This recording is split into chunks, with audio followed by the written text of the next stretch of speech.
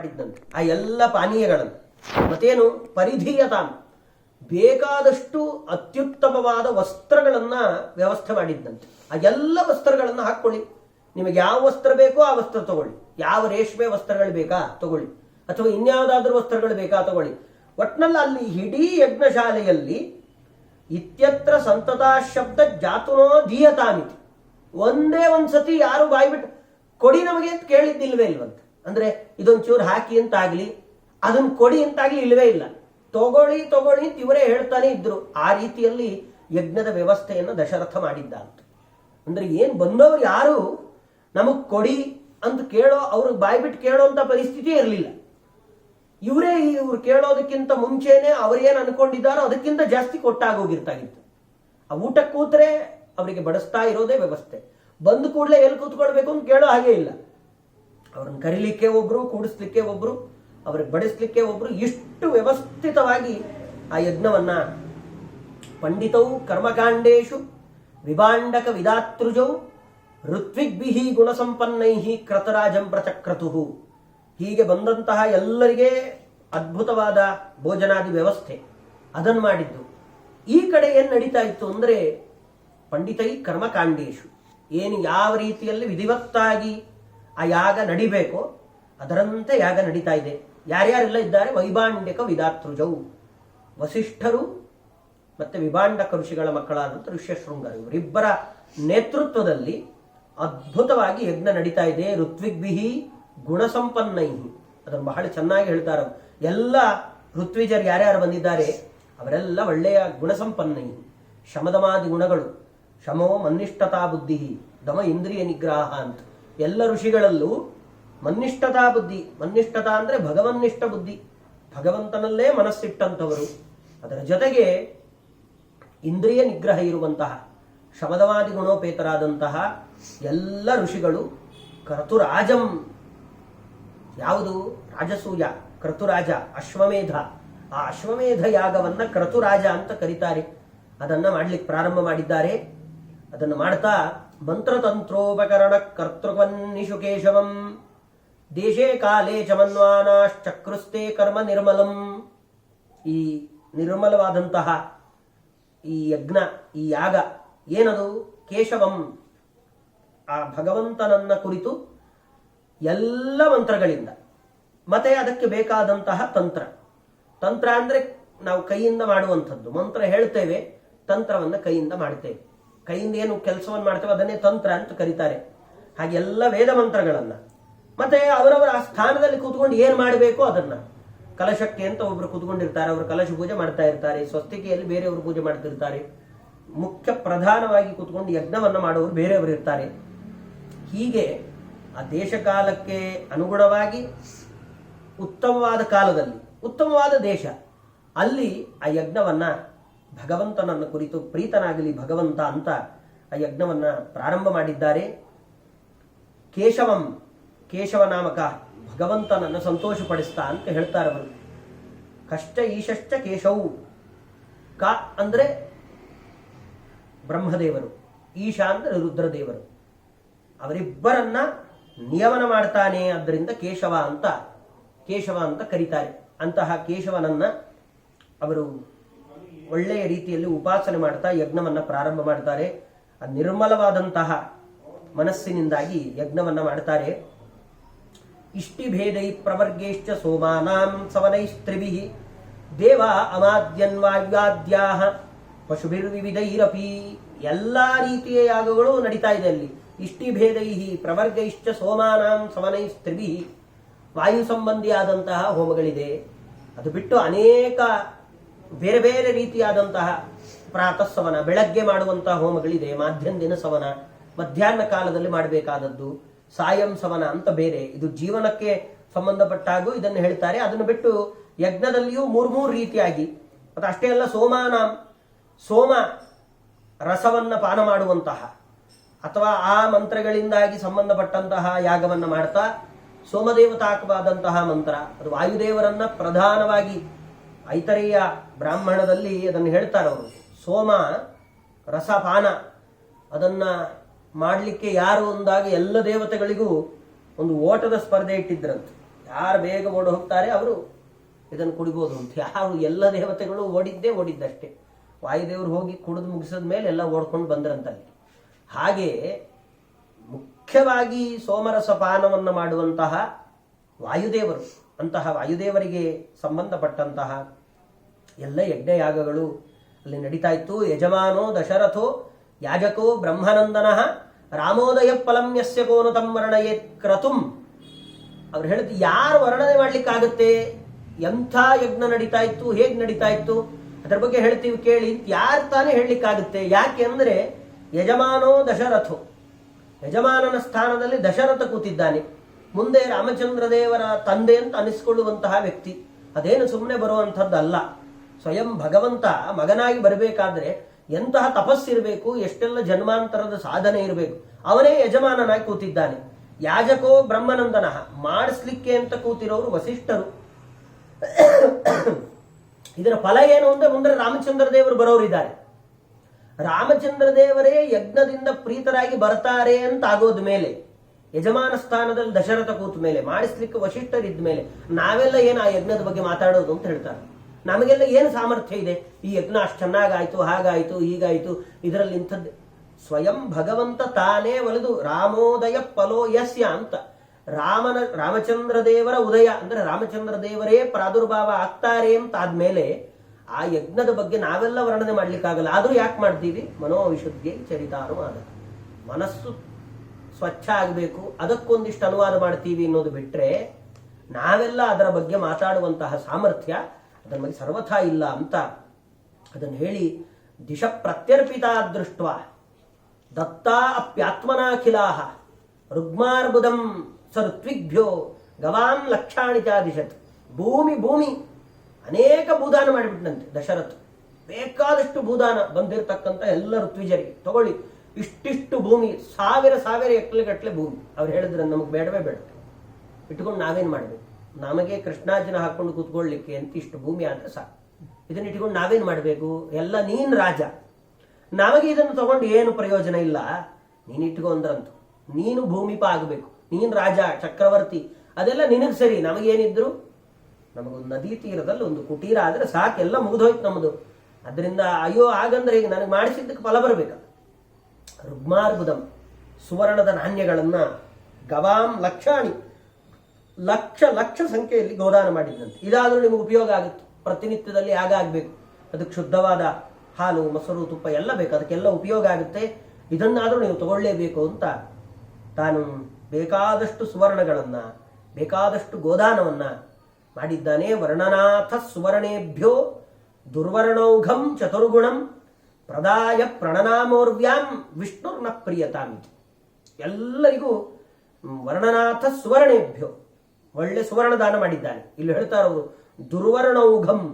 ದುರ್ವರ್ಣ ಅಂದ್ರೆ ರಜತ ಅಂತ ಅರ್ಥ ಅಂತೆ. ದುರ್ವರ್ಣ ಅನ್ನೋದಕ್ಕೆ ಬೆಳ್ಳಿ ಅಂತ ಅರ್ಥ. ನಮ್ಗೆ ಗೊತ್ತಿರಲ್ಲ, ಅದನ್ನು ಯಾವುದು ಕೋಶದಿಂದ ತೆಗೆದು ಅದನ್ನು ಹೇಳ್ತಾರವರು. ದುರ್ವರ್ಣ ಅಂದ್ರೆ ರಜತ, ಅದರ ಜೊತೆಗೆ ಸುವರ್ಣ. ಈ ಎರಡನ್ನ ಬೇಕಾದಷ್ಟು ದಾನ ಮಾಡಿದ್ದಾನೆ. ಇಷ್ಟೆಲ್ಲ ದಾನ ಮಾಡಿದ ಮೇಲೆ ಅವನ ಮನಸ್ಥಿತಿ ಹೇಗಿತ್ತು ಅಂತ, ಯಾಕೆ ಅದು ಪ್ರಧಾನ. ನಾವು ದಾನ ಮಾಡುವಾಗ ಇಷ್ಟು ಕೊಟ್ಟಿದ್ದು ಜಾಸ್ತಿ ಆಯ್ತೇನೋ ಅಂತ ಯಾವತ್ತಾದ್ರೂ ನಮ್ಮ ಮನಸ್ಸಿಗೆ ಬಂತು ಅಂದ್ರೆ ಆ ಇಡೀ ಕರ್ಮದ ಫಲ ಹೋಯ್ತು ಅಂತ ಅರ್ಥ. ಕೊಟ್ಟ ಮೇಲೆ ಮುಗದೇ ಹೋಯ್ತು, ಅದರ ಬಗ್ಗೆ ನಾವು ಯೋಚನೆ ಮಾಡುವ ಹಾಗೆ ಇಲ್ಲ. ಕೊಡೋದಕ್ಕಿಂತ ಮುಂಚೆ 1000 ಸತಿ ನಮ್ಮ ಕೈಯಲ್ಲೇ ಇರ್ತಾದ್ರಿಂದ ನಾವು ಯೋಚನೆ ಮಾಡ್ಬೋದು, ಇದು ಹೇಗೆ, ಇಷ್ಟು ಕೊಟ್ಟರೆ ಸರಿನಾ, ಇಷ್ಟು ಕೊಟ್ಟರೆ ತಪ್ಪಾ. ಒಂದು ತಗೊಂಡಂಥವರಿಗೂ ಆ ಭಾವನೆ ಬರಬಾರ್ದು, ಕೊಟ್ಟ ಮೇಲಂತೂ ನಮಗೆ ಸರ್ವಥಾ ಬರಬಾರ್ದು. ಅದಕ್ಕೆ ಅವ್ರು ಹೇಳಿದನಂತೆ ಇಷ್ಟೆಲ್ಲ ಕೊಟ್ಟ ಮೇಲೆ ಅವನ ಮನಸ್ಥಿತಿ ಹೇಗಿತ್ತು ಅಂದ್ರೆ ವಿಷ್ಣುರ್ನ ಪ್ರಿಯತಾ ಮಿತಿ. ಅಷ್ಟೇ ಕೊಟ್ಟಿದ್ರಿಂದ ಬ್ರಾಹ್ಮಣ ಪ್ರೀತನಾಗಬೇಕು ಅನ್ನೋದು ಒಂದು ಅಂಶ. ಅದು ಸಾಮಾಜಿಕವಾಗಿ, ಮುಖ್ಯವಾಗಿ ವಿಷ್ಣುರ್ನ ಪ್ರಿಯತಾ, ಭಗವಂತ ಪ್ರೀತನಾಗೋದ್ರೆ ಸಾಕಿನ್ನೇನು ಬೇಡ ನನಗೆ ಅಂತ ಈ ಮನೋಭಾವದಲ್ಲಿ ದಾನ ಮಾಡಿದ್ದಾನವನು. ಎಲ್ಲ ಇಷ್ಟು ಕೊಟ್ಟರು ಅವನಿಗೆ ಸಮಾಧಾನ ಇಲ್ಲ. ಅದನ್ನೆಲ್ಲ ಅವ್ರು ಹೇಳ್ತಾರೆ ಏನು ಔಘ, ಅದು ವರ್ಣಗಳಲ್ಲಿ ನಮಗಿವತ್ತು ಕೋಟಿ ನಿಂತು ಹೋಗಿದೆ ಅಷ್ಟೇ. ಕೋಟಿ ಮುಂದಕ್ಕೆ ನಮಗೆ ಗೊತ್ತೇ ಇಲ್ಲ, ಸಂಖ್ಯೆ ಇದೆ ಅನ್ನೋದೇ ಪರಿಚಯವೇ ಮಾಡಿಕೊಟ್ಟಿಲ್ಲ, ನಮಗೆ ಗೊತ್ತೂ ಇಲ್ಲ. ಅದನ್ನು ಅವರು ಪದ್ಮ, ಮಹಾಪದ್ಮ, ಶಂಖ, ಮಹಾಶಂಖ, ಕರ್ವ, ಮಹಾಕರ್ವ ಅಂತ ಹೇಳ್ಕೊಂಡು ಹೋಗ್ತಾರೆ. ಇದೆಲ್ಲ ಸಂಖ್ಯೆಗೆ ಲೆಕ್ಕ. ಕೋಟಿಗೆ ನಾವು ಎಷ್ಟು ಸೊನ್ನೆ ಹಾಕ್ತೀವೋ ಅದಾದ ಮೇಲೆ ಒಂದೊಂದಕ್ಕೂ 10 ಜಾಸ್ತಿ ಸೊನ್ನೆಗಳನ್ನು ಹಾಕ್ತಾ ಹೋಗ್ಬೇಕು. ಇವತ್ತು ಯಾವ ಕಂಪ್ಯೂಟರ್ ಯಾವ ತಂತ್ರಜ್ಞಾನವೂ ಅದನ್ನು ತೋರಿಸೋದು ಇಲ್ಲ. ಅಷ್ಟು ದಾನ ಮಾಡಿರೋದು, ಅಷ್ಟು ದಾನ ಮಾಡಿದಾನಾದ್ರಿಂದ ನಮ್ಮ ಹಾಗೆ ಯಾವುದೋ 500, 1000, 2000 ಬೇಡ, ಒಂದು 25,000 ಯಾರಿಗೋ ಒಂದು ಯತಿಭಿಕ್ಷೆಗೆ ಅಂತ ಕೊಟ್ಟು ಧನ್ಯೋಸ್ಮಿ ಇಷ್ಟೊಂದು ಕೊಟ್ಟಿದ್ದೇನೆ ಅನ್ನೋ ಭಾವನೆಯಲ್ಲಿ ನಾವಿರೋ ಹಂಗಲ್ಲ ಅವನು ಕೊಟ್ಟಿದ್ದು. ಸುರಿದ್ರೆ ಈ ಮನೆ ತುಂಬಬೇಕು ಅಷ್ಟಷ್ಟು ಸುವರ್ಣಗಳನ್ನ. ಯಾಕೆ ಅಷ್ಟು ಕೊಟ್ಟ ಮೇಲೆ ಅವನ ಮನಸ್ಥಿತಿ ವಿಷ್ಣುರನ ಪ್ರಿಯತಾ ಮಿತಿ ಅಂತ ಹೇಳ್ತಾರೆ. ಭಗವಂತ ಪ್ರೀತನಾದ್ರೆ ಸಾಕು, ಮತ್ತೇನು ಬೇಡವೇ ಬೇಡ ನನಗೆ. ಆ ಮನಸ್ಥಿತಿಯಲ್ಲಿ ಕೊಟ್ಟಿದ್ದಾನೆ. ತದಾ ರಾಘವ ಮೇಘೇನ ಕೋಟಿ ಹಾಟಕ ವರ್ಷಿಣ. ಅವ್ರು ಹೇಳ್ತಾರೆ ಅದನ್ನ ರಾಘವ ಮೇಘೇನ ಅಂತ. ರಾಘವ ಅಂತ ದಶರಥನನ್ನು ಕರೆದಿದ್ದಾರೆ. ಸಾಮಾನ್ಯವಾಗಿ ರಾಘವ ಅಂದ್ರೆ ರಾಮಚಂದ್ರ ದೇವರು, ಆದ್ರೆ ರಘೋರ್ ಗೋತ್ರೋತ್ಪತ್ಯಂ ಪುಮಾನ್ ಅಂತ. ರಘು ಗೋತ್ರೋತ್ಪನ್ನ ಇವನು, ರಘು ಇವರ ಪೂರ್ವಜ. ಆ ರಘು ಯಾವ ಗೋತ್ರದಲ್ಲಿ ಹುಟ್ಟಿದಾನೋ ಅದೇ ಗೋತ್ರದಲ್ಲಿ ಹುಟ್ಟಿದವನಾದ್ರಿಂದ ಇವನು ರಾಘವ ಅಂತ. ಸಾಮಾನ್ಯವಾಗಿ ಶ್ಲೋಕ ನೋಡಿದ್ರೆ ರಾಘವ ಅಂದ ಕೂಡಲೇ ರಾಮಚಂದ್ರ ದೇವರು ಹುಟ್ಟೇ ಇಲ್ಲ, ಅದು ರಾಘವ ಅಂತ ಹೇಳಿದಾರಲ್ಲ ಅಂತ ಅನ್ಸುತ್ತೆ. ರಾಘವ ಅಂದ್ರೆ ರಘು ಗೋತ್ರೋತ್ಪನ್ನನಾದಂತಹ ದಶರಥ. ಅವನು ಮಾಡಿದ್ದೇನು ಅಂದ್ರೆ ರಾಘವ ಮೇಘೇನ. ದಶರಥ ಅನ್ನೋದು ಒಂದು ದೊಡ್ಡ ಮೋಡ ಅಂತ. ಅವನು ತುಂಬಿದ ಮೋಡ, ಈಗ ಹೇಗೆ ತುಂಬಿಕೊಂಡಿದೆ ವಾತಾವರಣದಲ್ಲಿ ಅಂತಹ ತುಂಬಿದ ಮೋಡ. ಅವನೇನು ಮಾಡಿದ?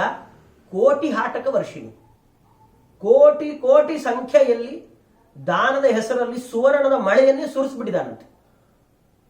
ಈ ಮೇಘಗಳು ಮಳೆ ಸುರಿಸಿದ್ರೆ ಖಾಲಿ ಆಗೋಗುತ್ತೆ. ಆದರೆ ಈ ರಾಘವ ದಶರಥ ಅನ್ನುವ ಈ ಮೇಘ ಸುರಿಸಿದೆಯಲ್ಲ ಇಷ್ಟೆಲ್ಲ ಸುವರ್ಣಗಳನ್ನು, ಖಾಲಿ ಆಗೋಯ್ತು ನಾ ದಶರಥ ಪೂರ್ತಿ. ಅಂದ್ರೆ ಅವ್ರು ಹೇಳ್ತಾರೆ ತರ್ಪಿತ ಸಕಲೋ ಲೋಕ ಪುನರ್ನವ ಇವಾ ಬಭೌ ಅಂತ. ಅಷ್ಟು ಸುರಿಸಿದ್ರಿಂದ ಅವನು ಎಷ್ಟು ಸುರಿಸಿದ್ನೋ ಅದಕ್ಕಿಂತ ಜಾಸ್ತಿ ತುಂಬಿಕೊಂಡೆ. ಏನನ್ನ ಅಂದ್ರೆ ಪುಣ್ಯವನ್ನ ಅಂತ. ಆ ಮೇಘ ಖಾಲಿ ಆಗದ ಮೇಘ, ಅದು ಸುರಿಸಿದ್ದೇನೋ ಅದಕ್ಕಿಂತ ಜಾಸ್ತಿ ತುಂಬಿಕೊಂಡ ಅಂತಹ ಮೇಘ ಅದು. ದಶರಥ ಯಾಚಮಾನಾಯ ವಿಪ್ರಾಯ ದರಿದ್ರಾಯ ಅಂಗದಂ ದದೌ ಹಸನ್ನುನ್ಮುಚ್ಯ ರಾಜಾತಂ ಬ್ರಹ್ಮಣ್ಯಂ ಜನತಾರ್ಚಯತ್. ಯಾರೋ ಅಷ್ಟರಲ್ಲೊಬ್ಬ ಬ್ರಾಹ್ಮಣ ಬಂದು ಕೇಳಿದಂತೆ, ಸ್ವಾಮಿ ನಮ್ಗೇನು ಸಿಗ್ಲೇ ಇಲ್ಲ, ಟೈಮ್ ಆಗೋಗಿತ್ತು ಅನ್ಸತ್ತೆ, ಲೇಟಾಗಿ ಬಂದಿದ್ದೀವಿ ನಾವು, ಏನ್ ಮಾಡಿ. ಯಾಕೆ ಯೋಚಿಸಿ ಕೈಯಲ್ಲೇ ಇದ್ದ ಅದೇ ಒಂದು ಒಳ್ಳೆಯ ಬಂಗಾರದ ಆಭರಣ ತೆಗೆದು ಹಾಗೆ ಕೊಟ್ಟುಬಿಟ್ಟಂತೆ. ಅದನ್ನ ಕೈಗೆ ಹಾಕೊಂಡಿದ್ದು ಹಾಗೆ ಎತ್ತಿ ಅವನು ಕೊಟ್ಟ, ತಗೋ ಹೋಗು. ಅವನು ಅನ್ಕೊಂಡು ಇರಲಿಲ್ಲ. ರಾಜ ತನ್ನ ಕೈಯಲ್ಲಿ ಹಾಕೊಂಡಿದ್ದ ಆಭರಣವನ್ನು ಕೊಡೋದು ಅಂದ್ರೆ ಅಷ್ಟು ಸಂತೋಷದಲ್ಲಿದ್ದ ಅವನು. ಇನ್ನೂ ಅವನಿಗೆ ಮಕ್ಕಳಾಗೋಗಿದೆ, ಮಕ್ಕಳು ಆವಾಗ ದಾನ ಮಾಡ್ತಾ ಇರೋದಲ್ಲ, ಯಾಗ ಮಾಡಿದ್ದೇನೆ, ಇಷ್ಟೆಲ್ಲ ಬ್ರಾಹ್ಮಣರು ಬಂದಿದ್ದಾರೆ, ಎಲ್ಲದಕ್ಕಿಂತ ಹೆಚ್ಚಾಗಿ ಬ್ರಹ್ಮಜ್ಞಾನಿಗಳು ಸಿಗೋದು ಕಷ್ಟ. ವಸಿಷ್ಠರನ್ನು ಆರಂಭ ಮಾಡಿಕೊಂಡು ಇದ್ದಂಥವರೆಲ್ಲ ದೊಡ್ಡ ದೊಡ್ಡ ಋಷಿಗಳು, ಅವರೆಲ್ಲ ನಮ್ಮನೆಗೆ ಬಂದಿದ್ದಾರೆ, ಊಟ ಮಾಡ್ತಾ ಇದ್ದಾರೆ, ನನಗೆ ಅಂತ ಆಶೀರ್ವಾದ ಮಾಡ್ಲಿಕ್ಕೆ ಅಂತ ತಯಾರಾಗ್ತಾ ಇದ್ದಾರೆ. ಇವರೆಲ್ಲ ಇದ್ಯಾವ ಲೆಕ್ಕ ಇದು ಇನ್ನೂ ಕೊಡ್ತೇನೆ ನಾನು ಅಂತ.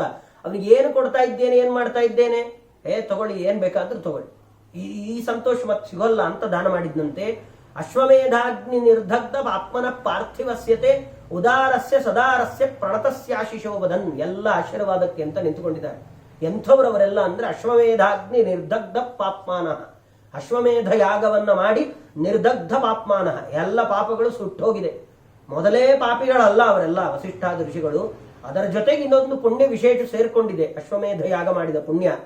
ಅಂಥವರು ಆ ಉದಾರಸ್ಯ ಸದಾರಸ್ಯ, ಎಷ್ಟು ಚೆನ್ನಾಗದು ನಾರಾಯಣ ಪಂಡಿತಾಚಾರ್ಯರ ಶ್ಲೋಕಗಳು. ಉದಾರಸ್ಯ ಒಳ್ಳೆ ಉದಾರಿ ದಶರಥ, ಸದಾರಸ್ಯ ಹೆಂಡತಿ ಸಹಿತನಾಗಿ ನಿಂತ್ಕೊಂಡಿದ್ದಾನೆ ಅಂತ. ಹೆಂಡತಿ ಸಹಿತನಾಗಿರೋನು ಒಳ್ಳೆ ಉದಾರಿ, ಅವನು ಕೈ ಮುಕ್ಕೊಂಡು ನಿಂತಿದ್ದಾನವನು. ಪ್ರಣತಸ್ಯ ಅವನಿಗೆ ಆಶಿಷೋ ಅವದನ್. ಎಲ್ಲ ಋಷಿಗಳು ಕೈಯಲ್ಲಿ ಮಂತ್ರಾಕ್ಷತೆ ಹಿಡ್ಕೊಂಡು ಆಶೀರ್ವಾದ ಮಾಡ್ತಾರೆ. ಏನು ಬೇಕಿದು, ನಾವಿವತ್ತು ಏನು ಮಾಡಿದರೆ ಇದು ಸಿಗತ್ತೆ, ಏನು ಮಾಡಿದ್ರು ಇಂಥದ್ದು ಸಿಗೋದಿಲ್ಲ. ನಾವೆಲ್ಲಿ ಒಂದು 100 ಜನ ಬ್ರಾಹ್ಮಣರನ್ನ ನಾವು ಕರೆಸ್ತೇವೆ ಅಂದ್ರೆ 100 ಜನ ಡೇಟ್ ಕೊಡೋದ್ರೊಳಗಡೆನೆ ನಮ್ಮ ಆಯುಷ್ಯ ಮುಗಿದೋಗುತ್ತೆ, ಸಿಗೋಲ್ಲ. ನಾವು ಅನ್ಕೊಳ್ತೇವೆ ಅಷ್ಟೇ. ಏನು ಒಳ್ಳೆ ಉತ್ತಮವಾದ ಶ್ರೋತ್ರಿಯರು ಬರಬೇಕು, 100 ಜನ ನಾವು ಕೈ ಮುಗಿದು ನಿಂತಾಗ ನಮಗೆ ಆಶೀರ್ವಾದ ಮಂತ್ರಗಳನ್ನು ಹೇಳಿ ಆಶೀರ್ವಾದ ಮಾಡ್ತಾರೆ ಅಂದ್ರೆ ಇಂಥದ್ದೊಂದು ಪ್ರಸಂಗ ಅಷ್ಟು ಸುಲಭಕ್ಕೆ ಬರೋದಿಲ್ಲ. ಅದು ಅವನ ಚಿತ್ತಕ್ಕೂ ಬರಬೇಕು, ನಮಗಂಥದ್ದೊಂದು ಯೋಗ್ಯತೆ ಇರಬೇಕು, ಅವಾಗ ಅದಾಗುತ್ತೆ. ದಶರಥನಲ್ಲಿ ಆ ಭಾವನೆ ಇದೆ. ಅದಕ್ಕೆ ಅವನು ಕೈ ಮುಕ್ಕೊಂಡು ಎಲ್ಲ ಋಷಿಗಳ ಆ ಸಂಸದಿ ಕೈ ಮುಕ್ಕೊಂಡು ನಿಂತಿದ್ದಾನೆ, ಅವನಿಗೆ ಆಶೀರ್ವಾದ ಮಾಡ್ತಾರೆ. ಅಥರ್ವಾ ಶಿರಸೈರ್ಮಂತ್ರೈಹಿ ಇಷ್ಟಿಂ ಕರ್ಮ ವಿಮುಕ್ತಯೇ ಪುತ್ರೀಯಾಂಚ ಕ್ಷಿತೀಂದ್ರಸ್ಯ ವ್ಯಧಾದ್ವೈವಾಂಡಕೋ ಮುನಿಃ. ಋಷ್ಯಶೃಂಗರು ಅಥರ್ವ ಮಂತ್ರಗಳಿಂದ, ಅಥರ್ವಣ ಮಂತ್ರಗಳಿಂದಾಗಿ ಯಾಗವನ್ನು ಮಾಡಿದ್ರಂತೆ. ಅಂದ್ರೆ ಇವನಿಗೆ ಯಾವುದಾದ್ರೂ ಮಕ್ಕಳಾಗಬಾರದು ಅನ್ನೋದಕ್ಕೆ ಸಂಬಂಧಪಟ್ಟಂತಹ ದೋಷಗಳೇನೇನಿದೆ ಅದೆಲ್ಲ ಹೋಗ್ಬೇಕು ಇವನಿಗೆ ಅಂತ. ಇವತ್ತಿಗೂ ಅಥರ್ವಣ ಮಂತ್ರಗಳನ್ನು ಕೆಲವೊಂದು ವಾಮ ಮಾರ್ಗದಲ್ಲಿ ಮಾಡತಕ್ಕಂಥವರೆಲ್ಲ ಉಪಯೋಗಿಸ್ತಾರೆ. ಇವರ ಆ ಥರದವರಲ್ಲ, ಭಗವಂತ ಪ್ರೀತನಾಗಲಿ ಅಂತಲೇ. ಆದರೆ ಇವನ ಪ್ರಾರಬ್ಧದಲ್ಲಿ ಅಂಥದ್ದೇನೋ ಅದೆಲ್ಲ ನಾಶ ಆಗಿ ಇವನಿಗೆ ಉತ್ತಮವಾದ ಸಂತಾನ ಆಗಬೇಕು ಅಂತ ಆ ಅರ್ಥದಲ್ಲಿ ವಿಭಾಂಡಕರು ಅಂದರೆ ಋಷ್ಯಶೃಂಗರು, ವೈಭಾಂಡಕರು ಅಂದರೆ ಋಷ್ಯಶೃಂಗರು ಈ ಯಾಗವನ್ನು ಮಾಡಿದ್ದಾರೆ. ಋಷ್ಯಶೃಂಗ ತದಾಯೋಗಿ ಹವಿರ್ಭಾಗಾರ್ಥಮಾಗತಾನ್ ಸುರಾನ್ ಸವಾಸವಾನ್ ದೃಷ್ಟ ಪ್ರಾಂಜಲಿ ಪ್ರತ್ಯಭಾಷಿ. ಎಂಥವರವರು ಅಂದರೆ ಅವರು ಹೇಳ್ತಾರೆ ಋಷ್ಯಂಗ ಯೋಗಿ ಅಂತ. ಯೋಗಿ ಮನೋಯೋಗ, ಯೋಗ ಅವರ ಮನಸ್ಸು ಯಾವಾಗಲೂ ಭಗವಂತನಲ್ಲೇ ಇರುತ್ತೆ, ಆದ್ರಿಂದ ಅವರು ಯೋಗಿಗಳು. ಅಂತಹ ಯೋಗಿಗಳು ಋಷ್ಯಶೃಂಗರು ಅವರು ಈ ಯಾಗವನ್ನು ಮಾಡಿದಾಗ ಸವಾಸವಾನ್ ಇಂದ್ರಾದಿ ಸಕಲ ದೇವತೆಗಳು ಅಲ್ಲಿಗೆ ಬಂದು ಅವರ ಹತ್ರ ಹವಿಸ್ಸನ್ನು ತಗೊಂಡು ಹೋಗ್ತಾ ಇದ್ರಂತೆ. ಆ ರೀತಿಯಲ್ಲಿ ಅವರು ಯಾಗ ಮಾಡಿದರೆ ನಮಗೆ ಇವತ್ತು ಹಾಕಿದ ಹವಿಸ್ಸು ಹುತ ಆಗೋದೇ ಅನುಮಾನ. ಒಂದೊಂದ್ಸತಿ ಅಲ್ಲೇ ಇರುತ್ತೆ, ಕೊನೆಗೆ ಮಾರನೇ ದಿವಸ ನಾವೇ ಅದನ್ನು ಕ್ಲೀನ್ ಮಾಡುವಾಗ ಅಷ್ಟು ಚೆರು ಸಿಗುತ್ತೆ ಒಂದೊಂದ್ಸತಿ. ಹಾಗೆಲ್ಲ ಆಗೋಗುತ್ತೆ, ಹುತವೇ ಆಗೋದಿಲ್ಲ. ಏನೇನೋ ಅದು ಸೂಚಕಗಳಿರ್ಬೋದು ಅಥವಾ ಸರಿಯಾಗಿ ನಡೆದಿಲ್ಲದೆ ಇರೋದು ಏನು ಬೇಕಾದ್ರೂ ಆಗಿರ್ಬೋದು. ಆದರೆ ಆ ಹವಿರು ಭಾಗಗಳನ್ನು ತಗೊಂಡು ಹೋಗ್ಲಿಕ್ಕೆ ಅಂತ ದೇವತೆಗಳೇ ಬರ್ತಾ ಇದ್ರಂತೆ, ಮಾತಾಡಿಸ್ಕೊಂಡು ಹೋಗ್ತಿದ್ರಂತೆ. ಕೊಡಿ, ಚೆನ್ನಾಗಿದ್ದೀರಾ, ಏನು ಹೀಗೆಲ್ಲ ಯಾಗ ಮಾಡಬೇಕು ಊಹೆ ಮಾಡ್ಕೊಳ್ಳಿಕ್ಕೂ ಸಾಧ್ಯ ಇಲ್ಲ ನಮಗೆ. ಅಂಥ ಒಳ್ಳೆಯ ತಪಸ್ವಿಗಳು ಆ ಋಷ್ಯಶೃಂಗರು. ಅವರು ಈ ಯಾಗವನ್ನು ಮಾಡಿದ ಮೇಲೆ ಅವಾಗ ಅವರು ಹೇಳ್ತಾರಂತ ಅಲ್ಲಿದ್ದ ದೇವತೆಗಳಿಗೆ, ಅಯಂ ರಾಜ ವಿದಾಯೇಷ್ಟಿಂ ಮೇಧಾವಿ ಹಯಮೇಧಕೃತ ಶರಣಂ ಪುತ್ರಕಾಮೋವಹ ಪ್ರಾಪ್ತ ಪ್ರಿಯಧ್ವ ಮಂಜಸ. ನಾನು ಯಾಗ ಮಾಡ್ತಾ ಇದ್ದೇನೆ ಅಂತ ಅನ್ಕೊಳ್ಬೇಡಿ. ನೋಡಿ, ಇಲ್ಲಿ ಕೂತಿದ್ದಾನೆ ಇವನು ಯಜಮಾನ, ಇವನು ಪಾಪ ಯಾಗ ಮಾಡ್ತಿರೋದು. ಮಕ್ಕಳು ಒಳ್ಳೆ ಮಗ ಆಗಬೇಕು, ಸಂತಾನ ಆಗಬೇಕು ಅನ್ನೋದಕ್ಕೋಸ್ಕರ ಯಾಗ ಮಾಡ್ತಿದ್ದಾನೆ. ನೀವೆಲ್ಲ ಅವನಿಗೆ ಆಶೀರ್ವಾದ ಮಾಡಬೇಕು ಅಂತ ಹವಿಸ್ಕೊಟ್ಟು ಅವರಿಗೆ ಹೇಳಿ ಕಳಿಸ್ತಾ ಇದ್ರಂತೆ ಋಷ್ಯಶೃಂಗರು. ಅದನ್ನು ಹೇಳಿದಾಗ ಇತ್ಯತ್ಯಸಾ ಅನುಪಮಾನ್ ಪುತ್ರಾಂಸ್ತೈಲೋಕ್ಯ ವಿಶ್ರುತಾನ್ ದೇವಕಾರ್ಯಸ್ಯ ಭಾವಿತ್ವಾದ್ಯೂಯಂ ತತ್ರ ಅನುಮೋದತ. ಒಳ್ಳೆ ದೇವಕಾರ್ಯ ನಡಿಬೇಕು, ನೀವೆಲ್ಲ ಅಸ್ತು ಅಂತ ಹೇಳಿ ಇವನಿಗೆ ಆಗಬೇಕು ಒಳ್ಳೆ ಸಂತಾನ ಅಂತ ಹೇಳಿ ನೀವು ಯಾಕೆ ಹಾಗೆ ಹೋಗ್ಬೇಕು? ಹಾಗೆ ಹೋಗುವಾಗಿಲ್ಲ, ನೀವು ಆಶೀರ್ವಾದ ಮಾಡೇ ಹೋಗ್ಬೇಕು. ಒಳ್ಳೆಯ ಲೋಕ ಸಿಗಬೇಕು ಅವನಿಗೆ, ಒಳ್ಳೆಯ ಮಗ, ಒಳ್ಳೆಯ ಸಂತಾನ ಆಗಬೇಕು. ಆ ರೀತಿಯಲ್ಲಿ ಆಶೀರ್ವಾದ ಮಾಡಿ ದೇವಕಾರ್ಯ ನಡಿಬೇಕು. ದೇವಕಾರ್ಯ ಅಂದ್ರೆ ಎರಡರ್ಥದಲ್ಲಿ ಹೇಳ್ತಾರೆ ಅವರು. ದೇವಕಾರ್ಯ ಅಂದ್ರೆ ಒಂದು ನಿಮಗೆಲ್ಲ ಉಪಕಾರಿಯಾಗುವಂತ ಕಾರ್ಯ ನಡಿಬೇಕು, ಇನ್ನೊಂದು ದೇವದೇವನಾದಂತ ಭಗವಂತನ ಸಂಕಲ್ಪ ಅದು ನೆರವೇರಬೇಕು. ಹಾಗಾಗಿ ಇವನಿಗೆ ಆಶೀರ್ವಾದ ಮಾಡಿ ಹೋಗ್ಬೇಕು ನೀವೆಲ್ಲ ಅಂತ ಹೇಳಿದಾಗ ಪ್ರಾರ್ಥಿತ ಪಾರ್ಥಿವಾರ್ಥಂತೆ ತಾಪಸೇನೇತಿ ನಿರ್ಜರಾ ವರಂ ಪ್ರದಾಯದಂ ತಸ್ಮೈ ಬ್ರಹ್ಮಲೋಕ ಮುಪಾಜದು. ಅವ್ರೇನು ಮಾಡ್ಬೇಕು ಪಾಪ, ಅವರಿಗೆ ಆಯ್ತಾಯ್ತು ಅಂತ ಹೇಳಿದ್ರು, ಒಳಗಡೆ ಆಯ್ತು ಅಂದ್ರೆ ಅದಕ್ಕೆ ಓಡೋದ್ರಂತೆ ಎಲ್ಲ ಬ್ರಹ್ಮಲೋಕಕ್ಕೆ. ಈ ತರ ಕೆಳಗಡೆ ಈ ತರ ಯಾಗ ಮಾಡಿದ್ದಾನೆ, ನಮ್ಮನ್ನೇ ಕರೆಸಿದ್ದಾನೆ, ನಾವೆಲ್ಲ ಆಹುತಿ ಸ್ವೀಕಾರ ಮಾಡಿ ಬಂದಿದ್ದೇವೆ, ಅಷ್ಟು ಅಂದಿದ್ದೇವೆ, ನಡೆಯುತ್ತೇ ಇಲ್ಲ, ನೀವು ಗ್ಯಾರಂಟಿ ಕೊಡಬೇಕು ಅಂತ ಬ್ರಹ್ಮದೇವರ ಎದುರುಗಡೆ ಹೋಗಿ ನಿಂತುಕೊಂಡು ಪ್ರಾರ್ಥಿತ ಪಾರ್ಥಿವಾರ್ಥಂತೆ. ನಮಗೆ ರಾಜ ಪ್ರಾರ್ಥನೆ ಮಾಡ್ಕೊಂಡಿದ್ದಾನೆ, ನಾವು ನಿನ್ನನ್ನು ಪ್ರಾರ್ಥನೆ ಮಾಡ್ಕೊಳ್ತಾ ಇದ್ದೇವೆ, ಏನಾಗುತ್ತೆ ಏನು ಕಥೆ ಮುಂದೆ ನಮಗೇನು ಗೊತ್ತೇ ಇಲ್ಲ. ಎಷ್ಟು ಅಸ್ವತಂತ್ರರು ಅನ್ನೋದನ್ನ ದೇವತೆಗಳು ನಾವು ಅಂದ್ಕೊಂಡಿದ್ದೇವೆ ಅಷ್ಟೇ. ಅದು ಎಷ್ಟು ಅಸ್ವತಂತ್ರರು, ಅವ್ರಿಗೇನು ರಾವಣಾದಿಗಳೆಲ್ಲ ಬಂದಿದ್ದಾರೆ, ಅವರೇ ಅದನ್ನು ಮುಂದೆ ಹೇಳ್ತಾರೆ. ಏನಂದ್ರೆ ಜಗದುಸ್ತೆ ಜಗದ್ಯೋನಿಂ ನತ್ವಾ ಪ್ರಾಂಜಲಯ ಸುರಾಹ ನಾಥನಾಥ ಪ್ರಜಾಪಾಹಿ ರಕ್ಷೋಭ್ಯಾನ್ ಸಮುಪದ್ರುತಾಹ.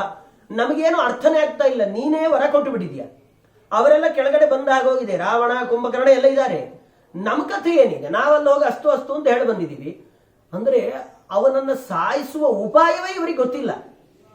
ಹೀಗೊಂದು ವರಕ್ಕ ಅಷ್ಟು ಅಂತ ಇವರು ಹೇಳ್ಬಿಟ್ಟಿದ್ದಾರೆ, ನಮ್ಮ ಗತಿ ಏನು?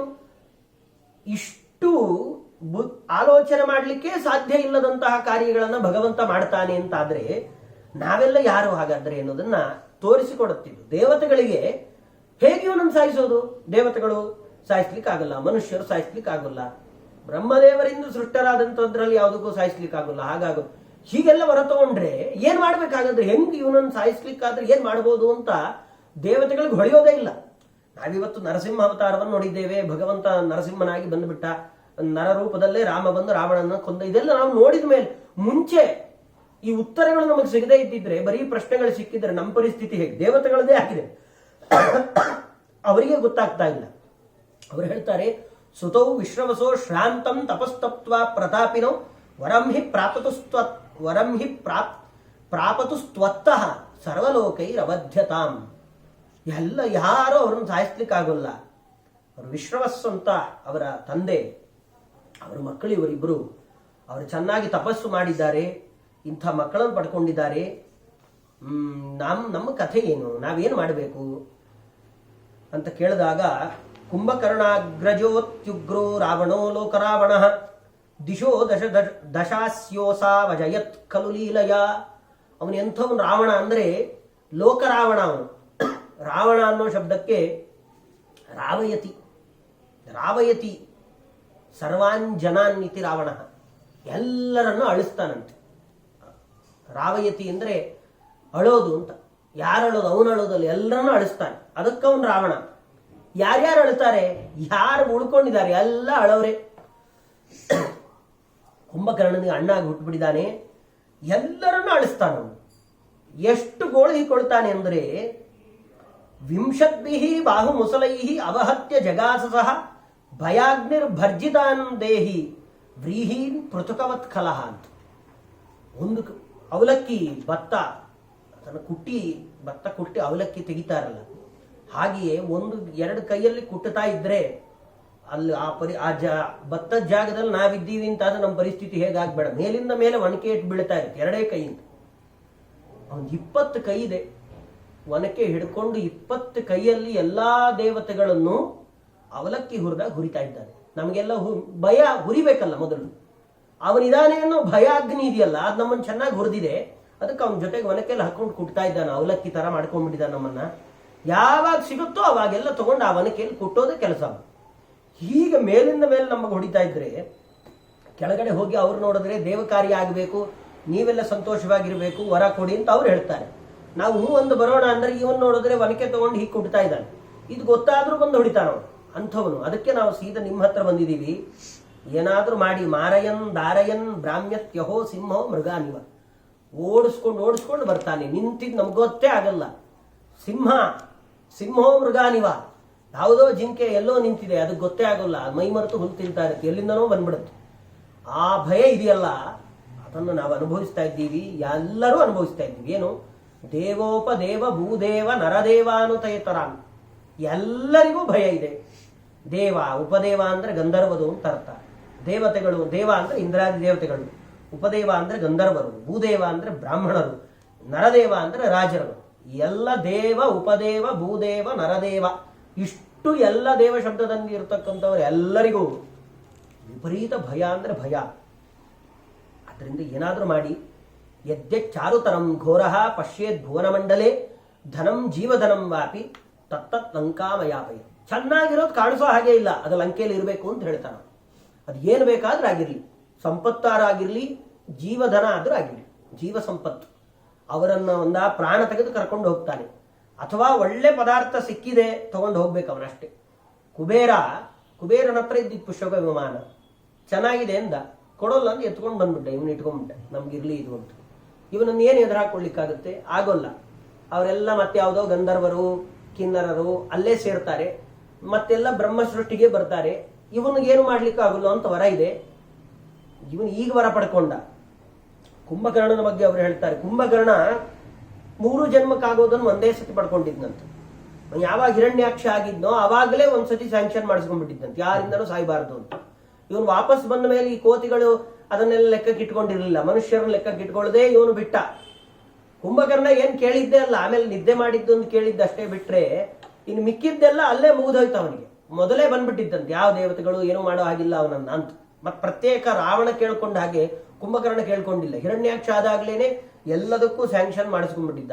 ಸ್ಪೆಷಲ್ ಆಗಿ 2-3 ತಗೊಂಡ, ನಿದ್ದೆಗಿದ್ದೆ ಮಾಡೋದು 6-6 ತಿಂಗಳು ಅದೆಲ್ಲ ಆಮೇಲೆ. ಆದ್ರೆ ಯಾರೂ ಏನು ಮಾಡಬಾರದು ಅನ್ನೋದು ಮೊದಲಿಂದನೇ ಇತ್ತು ಅವನಿಗೆ.